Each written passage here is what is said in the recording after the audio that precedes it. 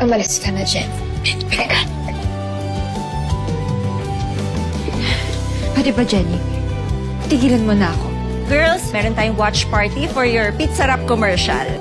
I feel so alone, Dad. How I wish nandito ka para comfort ako. Bakit ka mabuntot ng buntot sa akin, ha? We're never gonna be friends again. Megan, teka lang. Bitawan mo nga ako. Hindi ka talaga makaintindi, no? You're really getting... Megan, stop it! Hindi mo alam kung sino sa buhay mo ang balak mong saktan. Bakit? Sino ba siya?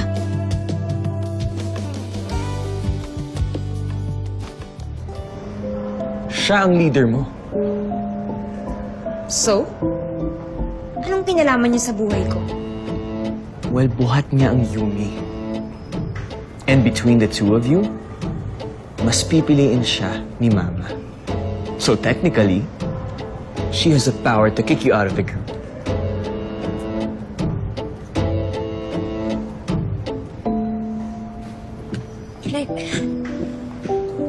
Nate, dapat hindi mo na ginawa yun eh. I'm sorry. Ayaw ko lang kasi na sinasaktan ka niya. Alam na ba niya? Hindi pa. Ayaw na Miss Dara. Wouldn't it be easier if you knew the truth? Lagi ka niyang inaaway. Hindi naman natin alam kung anong magiging reaction niya eh. Baka masaktan lang siya. Eh, kesa naman ikaw yung laging nasasaktan. Here she is, your sister. Palagi mong kasama at palagi ka rin inaaway. Sanay na rin naman ako eh. Doon kami nagsimula, di ba? Pero sana, magkaayos kami ulit. Tulad lang ng dati. Salamat, Jen. I'm sorry sa lahat na nagawa ko sa'yo. Thank you for saving me earlier. Hindi na kita iiwan. Mapa-stage man or as your friend.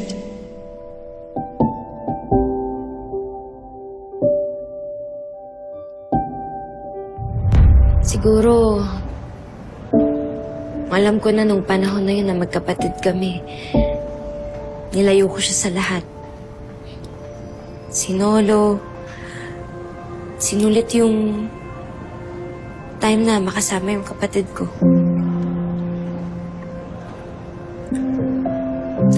Just be patient. Everything will fall into place. Magkakabati rin kayo. At masasabi mo rin sa kanya ang totoo. Sana nga. Sana mag-work yung pag-reach out ko sa kanya. I'm just here to help you. Sabihin mo lang, I'll do what I can. Thank you, Nate. Pero, ako na to. Okay. Ang traffic, Tara na, nandito na tayo. Paano yung date night niyo ni Boss Feng? Date night. Napagod ba kayo? Pagod talaga. Megan! Meg! Oh, kuya, ang init niya. Ano? I'm okay. Patulong naman. Sandali. Girls, pwede bang kumuha kayo ng balde na may tubig na malamig na may alcohol, please? Patipin po na rin, ha? Ay, natin.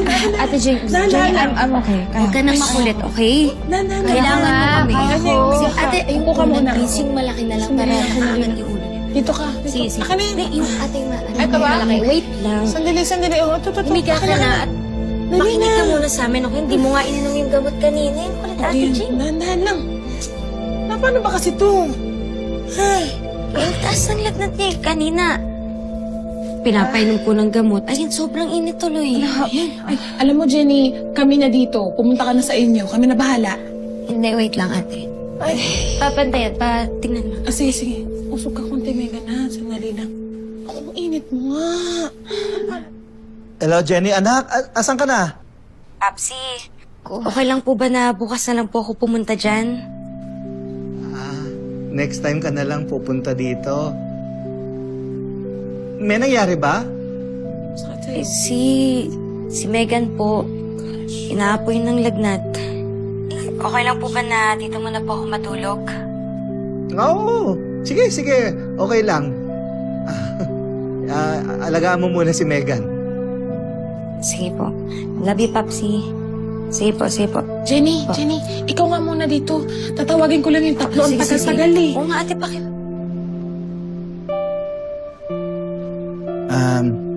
Paabot nung menudo.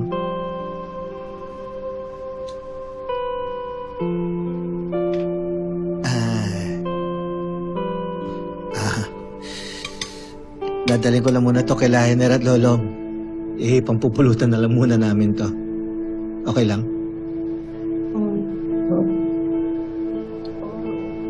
Sige, tatawagan ko na rin din si Sunny.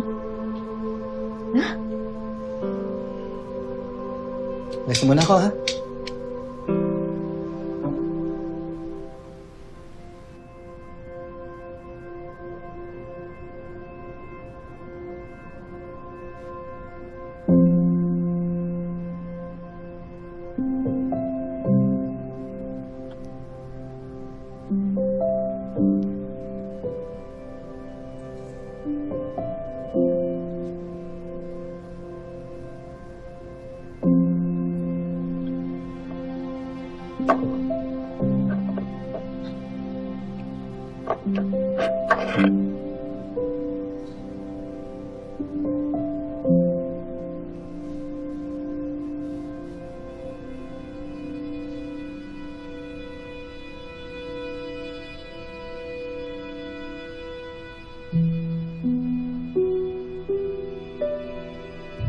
Malaking pagkakamali kapag sinabi mo kay Jenny, yung kapatid mo, pwedeng agawin lahat ng meron ka.